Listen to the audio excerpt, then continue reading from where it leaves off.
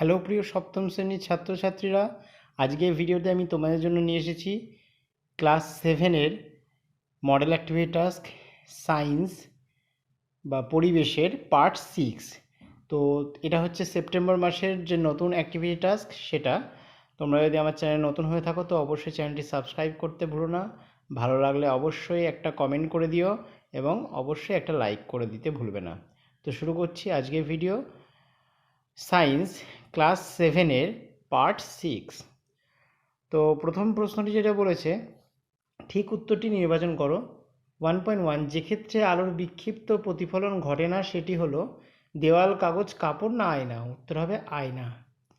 এরপরে 1.2 বলছে পরিবেশ বান্ধব শক্তির উৎস নয়, সেটি হলো সূর্য, বায়ুপ্রবাহ, জীবাশ্ম জ্বালানি, জৈব গ্যাস। উত্তর হবে গ, জীবাশ্ম জ্বালানি। এবং 1.3 বলেছে রূপান্তরিত অর্ধবায়বীয় কাণ্ড দেখা যায় যে উদ্ভিদে, সেটি হলো আলু, কচুরিপানা, বেল, কুমড়ো। উত্তর হবে কচুরিপানা। চলে আসছি 2 নম্বর প্রশ্নে।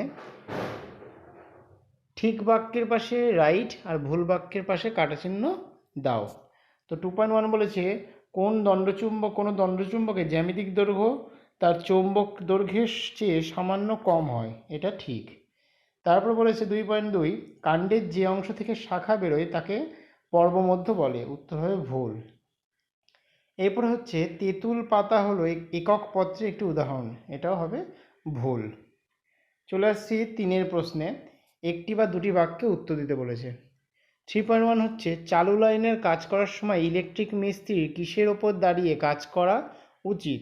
লোহার চেয়ার না কাঠের টুল? কেন?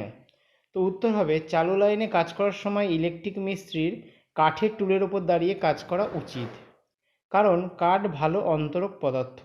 কাঠের উপর দাঁড়িয়ে সরবরাহ লাইনের তার স্পর্শ করলে বিদ্যুৎ সংশ্লিষ্ট ব্যক্তির শরীরের মধ্যে দিয়ে প্রবাহিত হতে বাধা পায়, তাই সুরক্ষামূলক ব্যবস্থা হিসেবে কাঠের টুলের ওপর দাঁড়িয়ে কাজ করা হয়। এরপরে চলে আসছে 3.2 হচ্ছে উদ্ভিদের মূলের প্রধান কাজ কী কী? উত্তর 1 নম্বর শাখা প্রশাখা মূলের সাহায্যে গাছকে মাটির সঙ্গে দৃঢ়ভাবে আটকে রাখে। 2 নম্বর মাটি থেকে জল ও জলে দ্রবীভূত খনিজ লবণ শোষণ করে। 3 নম্বর শোষিত জল ও জলে দ্রবীভূত খনিজ লবণ কাণ্ডে প্রেরণ করে।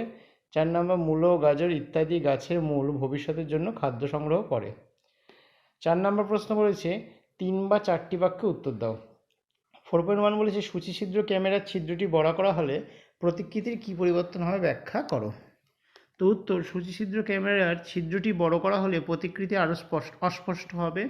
আসলে ছিদ্র বড় হলে তা অসংখ্য ছোট ছোট ছিদ্রের সমষ্টিরূপে কাজ করে প্রতিটি সূক্ষ্ম ছিদ্র একটি আলাদা আলাদা স্পষ্ট প্রতিকৃতি তৈরি করে, ফলে সমস্ত প্রতিকৃতি মিলেমিশে এক অস্পষ্ট প্রতিকৃতি তৈরি হয়। 4.2 বলেছে সমুদ্রের মাছ কীভাবে নিজের দেহে জলের পরিমাণ স্বাভাবিক রাখে ব্যাখ্যা করো। উত্তর সমুদ্রের মাছ নিজের দেহে জলের পরিমাণ স্বাভাবিক রাখতে যে সমস্ত ব্যবস্থা গ্রহণ করে সেগুলি হলো 1 নম্বর ঘন মূত্র উৎপন্ন করে, ফলে খুব কম জল দেহের বাইরে বের হয়। আর 2 নম্বর হচ্ছে ফুলকার সাহায্যে দেহের অতিরিক্ত আয়ন ত্যাগ করে। তো এই ছিল তোমাদের মডেল অ্যাক্টিভিটি টাস্ক 2021 সালের সেপ্টেম্বর মাসের যে পার্ট 6, সেই পার্ট 6-এর সায়েন্স, এবং এটা হচ্ছে সপ্তম শ্রেণীর জন্য মডেল অ্যাক্টিভিটি টাস্ক। তো তোমরা কেমন লাগলো ভিডিওটা সেটা কমেন্ট সেকশনে অবশ্যই কমেন্ট করে জানাবে। ভালো লাগলে একটা লাইক দিতে ভুলবে না, আর চ্যানেলে নতুন হয়ে এক্ষুনি ওই পাশে থাকা লাল সাবস্ক্রাইব বাটনটা প্রেস করে দেবে। তো দেখা হচ্ছে পরের ভিডিওতে। বাই।